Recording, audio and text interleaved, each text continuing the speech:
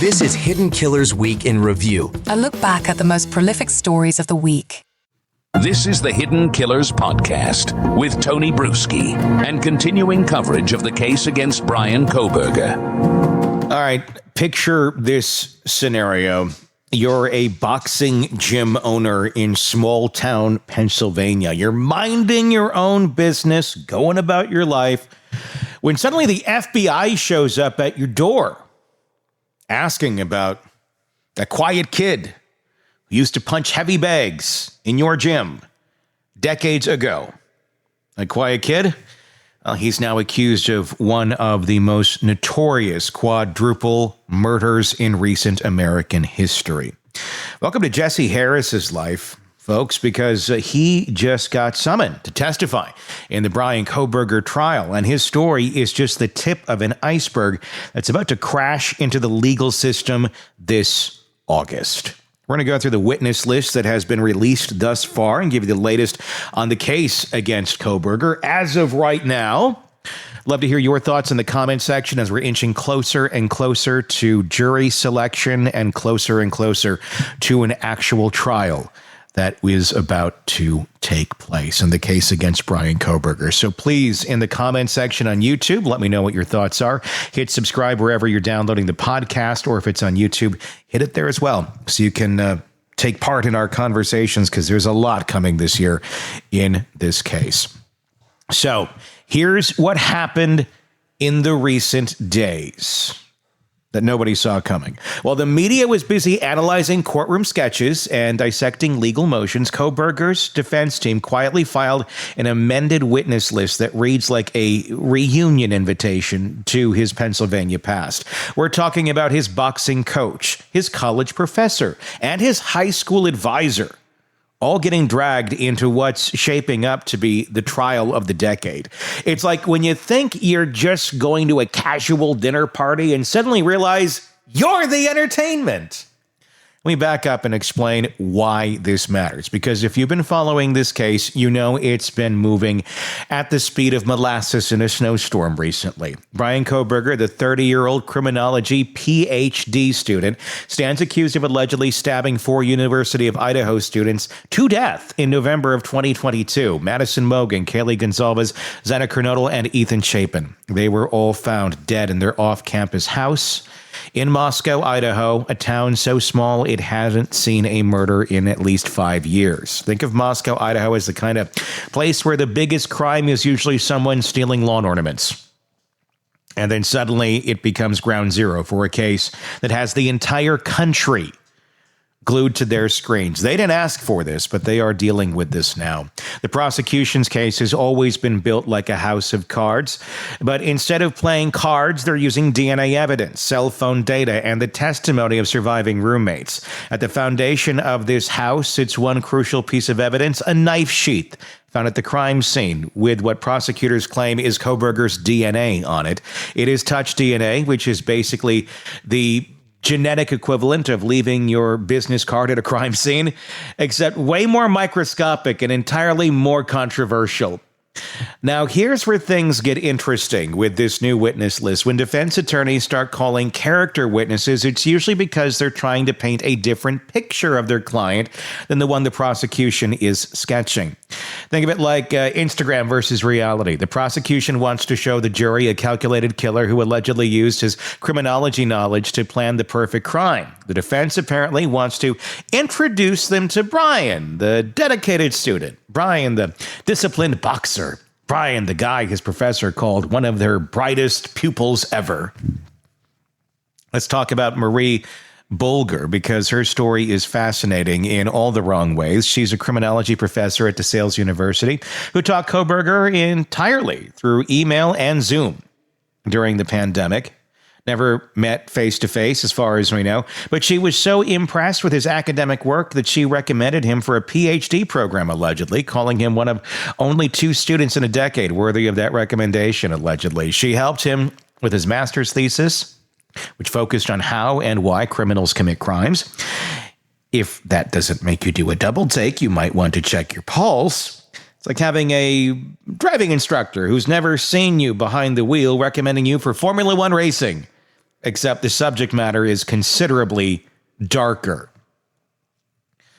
Bulger's reaction when Kohberger was arrested tells you everything about how shocking this has been for people who knew him. She told reporters, "I'm shocked as shit at what he's been accused of. I don't believe it, but I get it," allegedly. That's a kind of cognitive dissonance that makes for compelling testimony. Here's someone who studied his mind academically and found brilliance, now trying to reconcile that with allegations of brutal violence. And there's Jesse Harris, the boxing gym owner, who's probably wondering how teaching someone to throw punches led him to being summoned for a murder trial. Kohberger wrote in a 2015 job application that he boxed after school every day at the Jesse Harris boxing gym. This was during his transformation period when he allegedly lost 130 pounds between ages 15 and 16, going from what classmates described as an overweight, bullied kid to someone who became, in the words of former friends, aggressive and looking to fight somebody. It's like watching a real-life version of that movie Montage, where the underdog trains hard and emerges transformed, except this particular transformation story, it's taken a very dark turn.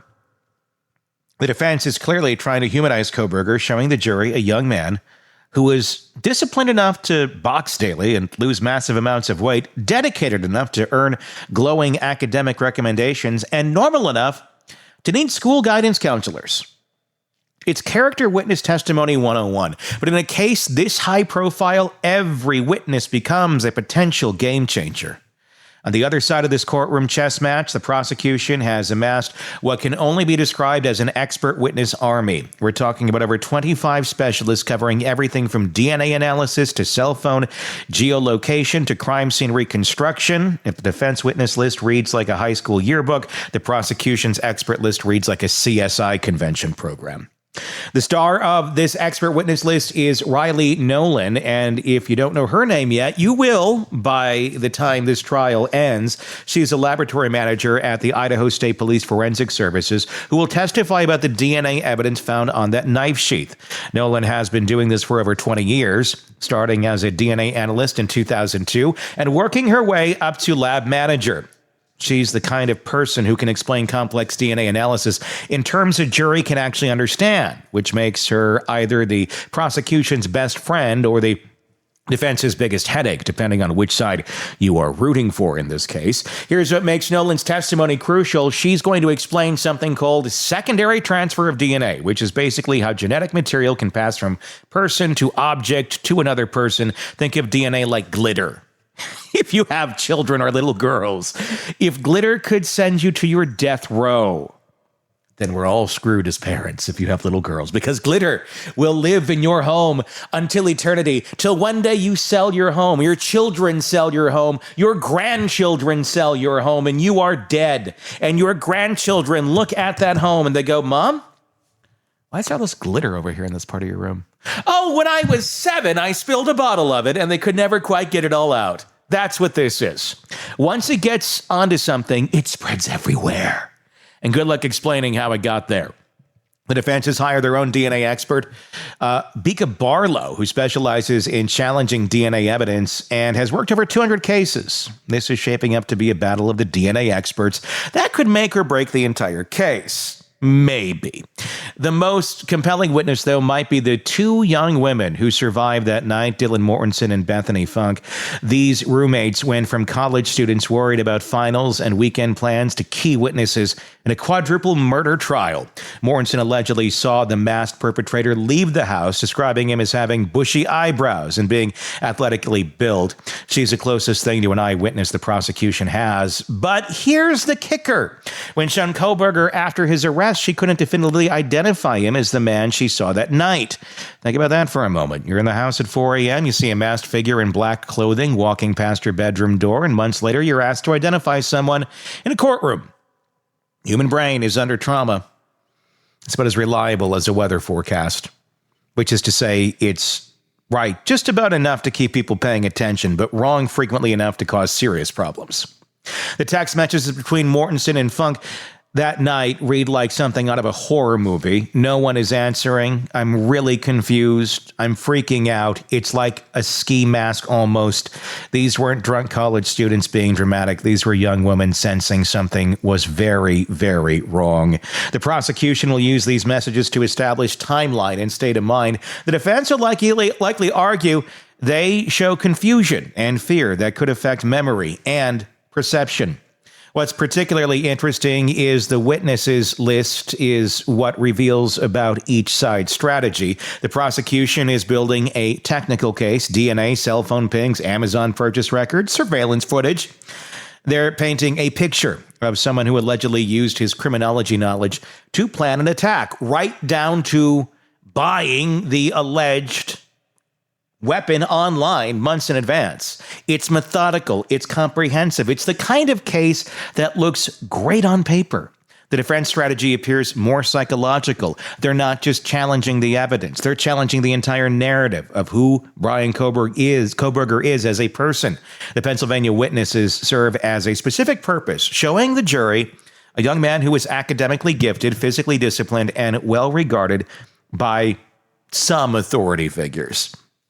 It's the difference between presenting a defendant and presenting a human being, of which, depending who you talk to and when they had interactions with him, their opinion may change between a defendant and a human being. Or is he a human being? There's some who may argue the latter. But here's where the case gets really complicated and why that witness list matters so much. Kohberger was diagnosed with autism spectrum disorder, and his defense team has argued this affects everything from his courtroom demeanor to his ability to understand social cues. They want to tell the jury that if he seems unemotional or detached during trial, it's because of his disability, which is not a true disability. So let's not pretend it is. Not because he's a cold-blooded killer. It's a delicate balance between autism, and it doesn't make someone violent, but it can affect how they're perceived by others, or it can make you violent, and it can make you have zero empathy for others, or it can make you the most empathetic damn person in the world. It all depends where you are on that spectrum. It can make you cold. It can make you calculating. It can make you an evil mother effer. It can also make you the kindest, most empathetic person out there. Again, it's a spectrum. It's not something where one size fits all. It's about as easy as saying, oh, you wear men's clothing. Yes, I do. Well, they wear men's clothing, so they must be wearing three-piece suits from 1968. No, I mean, that is men's clothing, but it doesn't mean you're wearing that. They could be wearing shorts and a t-shirt from 98. They could be wearing whatever the hell they wear today in 2025. It's like saying clothing. There's a spectrum of options that you have. Just understand that.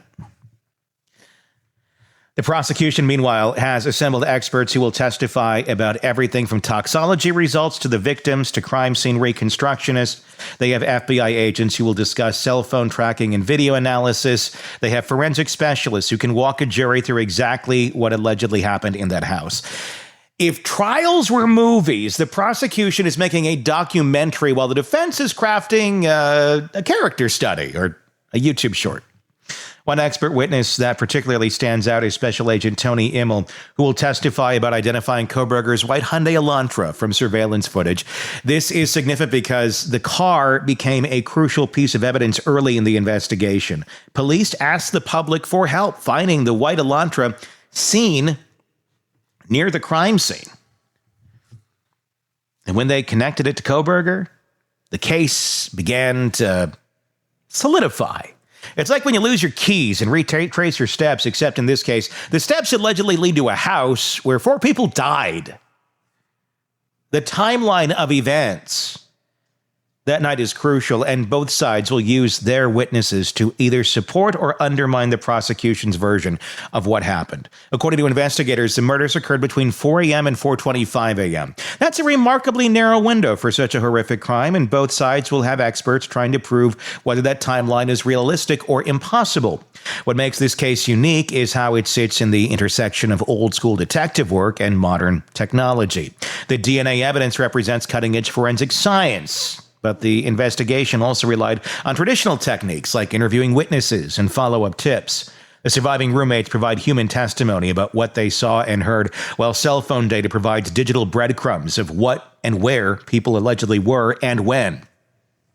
The defense faces a particularly challenging task in all of this because they're not just arguing innocence, they're arguing against what appears to be a methodical investigation that connected multiple pieces of evidence. It's not enough to create reasonable doubt about one piece of evidence when the prosecution has DNA, cell phone data, vehicle identification, and eyewitness testimony. They need to challenge the entire foundation of the case. That is why that character witness strategy becomes so important. If you can't completely discredit the evidence, you try to discredit the narrative. The prosecution wants to tell a story about a criminology student who allegedly used his knowledge to commit the perfect crime but made crucial mistakes. The defense wants to tell a story about a brilliant but misunderstood young man who's being railroaded by circumstantial evidence and procedural overreach. Or a psychotic cluster B personality who has autism, who, because of that cluster B personality disorder, went and killed people and doesn't seem to have any empathy. And he's even talked about it online before. The trial is scheduled to begin August 11th. The jury selection alone is expected to take 5 weeks. Finding 12 people who haven't formed opinions about this case is going to be interesting. The venue has moved from Moscow to Boise specifically because of the intense local attention. But this case has been national news for over 2 years now. What happens in that Boise courtroom this summer will determine whether Bryan Kohbergers spends the rest of his life in prison, receives the death penalty, or walks free. For the families of Madison, Kaylee, Zaina, and Ethan, it represents a chance for justice and maybe some sort of closure. For Kohberger, it's literally a matter of life or death.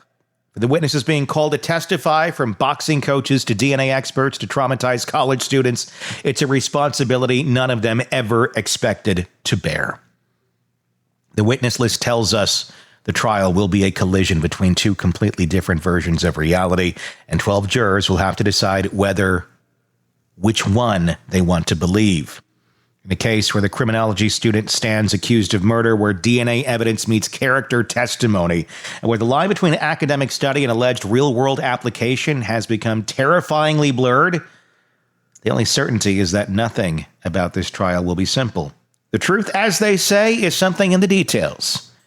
Those details are about to be examined under the brightest possible spotlight. Tell me what you think thus far about the witness list that has been released, about the evidence that we know thus far, and where we are headed. Give me your thoughts in the comment section on YouTube. Be sure to press subscribe there as well, and hit subscribe if you're listening to this as a podcast. And be sure to check out our YouTube channel, Hidden Killers with Tony Brueski. Search for it, and you can join in that conversation and see us in the studio doing these shows as well. We're also going to do lives there as well. So be sure to press subscribe over there so you don't miss any of that, and you can join in soon too. That'd be kind of fun. Not just chat. We're going to do phone calls as well. We're going to kick it old school. Anyway, check that out. Do appreciate you subscribing. And there's a lot to come in this case. We are just at the very beginning. I know we've been on it for 3 years, but we're about to get to the starting point of the trial.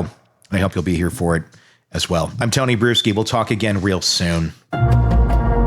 Craving non-stop true crime updates? Press subscribe now and get the latest cases, analysis, and expert commentary delivered straight to your feed. Only from the Hidden Killers podcast and True Crime Today.